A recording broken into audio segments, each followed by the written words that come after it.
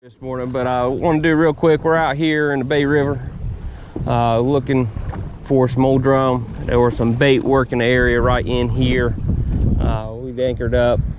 One of the things the guys around here been using is this blabbermouth popping cork with about a 18, get it down in front here, about an 18-inch leader going to a 1/4 ounce jig head with about a 5 to 6 inch paddle tail. White Z-Man is what I've got there. Pretty much what I've been doing is finding the bait, we're finding the fish, sight casting, getting set up. I'm lost track of the bait, but they'll come back by here. They've been doing it all morning. But real quick, how to cast this thing. You don't want to do a side motion, because what'll happen is it'll helicopter. So you see like it's doing right now, it'll try to helicopter. What you want to do is one fluid over the top cast to keep it from, because what'll happen if it'll do that helicopter, and the wind's blowing pretty good out here today, but if it does that helicopter, it'll get tangled, and that's what we don't want. We're gonna cast this thing out here. And it did about one flip, so that's not too bad. The key thing with this popping cork though is you want to get your slack out of your line, and you want to point your rod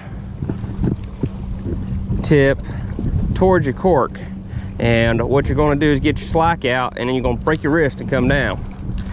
Now the reason why you do that is because if you go up, when you get to float closer to you, and the wind's pushing me around, when the float gets closer to you, it changes the dynamic of the actual pop and the splash, because this splash is supposed to mimic a mullet breaking on the surface of the water. So you want to just, and we can fish it slow, we can fish it hard, just depend what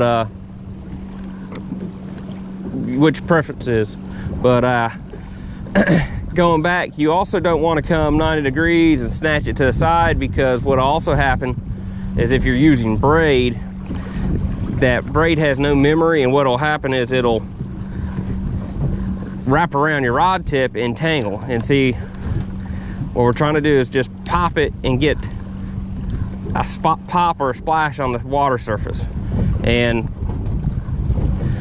just remember, just take your slack out, and you can sit there and pop it twice and take your slack out. A little bit closer you get to you, a little bit easier it is. But that's how you fish a popping cork. Maybe we'll get lucky here in a little bit and the bite will turn on.